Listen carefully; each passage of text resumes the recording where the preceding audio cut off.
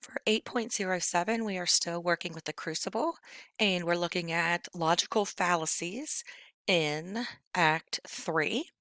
And you have worked with fallacies before um, in this course. Again, the copy of the Crucible is here, so you can click on that if you don't already have it saved somewhere. All right. Here's some information about the logical fallacies that you're going to be working with, a very short video. So instead of, several slide lesson, you just watch this little video and that'll help you. All right. There is an attachment for this one, so you'll need to do what you've been doing. Go to attachments, scroll down, click this, click on this. And again, if you download it to your desktop, then you should be able to open it as a Google Doc and type right on it. If you're not able to do that, again, you can just turn it in on a Google Doc or on a Microsoft Word. All right. So you have worked with these fallacies before.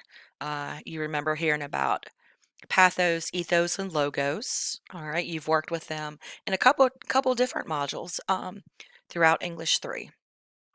All right. So within these types, emotional, ethical, and logical, again, which are the pathos, ethos, and logos, it's giving you examples over here, the name and the definition. So you've heard of scare tactics, appeal to fear. I know you've heard of bandwagon before. So all of these, all right, are listed here along with their definitions. Okay. Um, so scare tactics appeal to fear.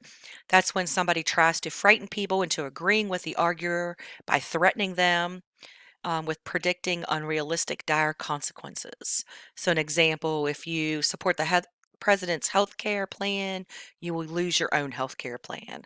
All right, so again, scare tactic. All right, so just look at those examples. I'm not going to read all those to you. I know you can read. Um, so, what you're going to do is you are going to fill out this chart.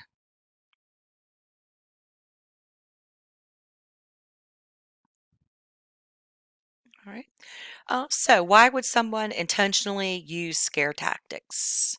Why would somebody intentionally use bandwagon? All right. So, respond to that. And then part two is where you are going to come down here and you're actually going to look at examples in the Crucible. You don't have to go and find the examples. All right. The examples are here. All right. So, in this one, you're going to read this. You're going to, which fallacy is it? Describe it. And then what is Judge Hawthorne's fallacy? All right. And then you label it over here. So here you have the text, the fallacy description, and then, all right, what is the name of Judge Hawthorne and Reverend Paris's fallacy? All right. So that's just the same for all of those. Again, you don't even have to go locate them. It's there for you. You are just reading the examples. All right. And then going up here and seeing which one is it, scare tactic, bandwagon, either or choices. All right.